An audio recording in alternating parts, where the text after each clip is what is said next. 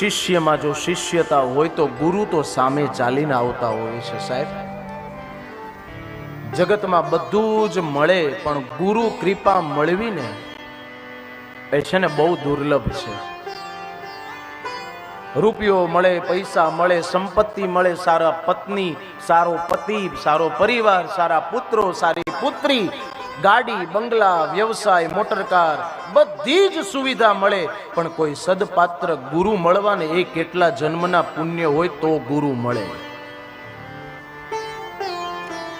બાકી માણાને ગુરુ શોધવા આખી જિંદગી જતી રહે છે સાહેબ.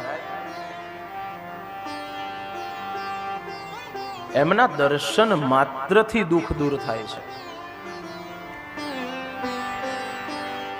ગુરુના ચરણની રજ જો પણ માથે ચડાવવામાં આવે તો કેટલાય કરોડો જન્મોના પાપોનો નાશ થાય છે.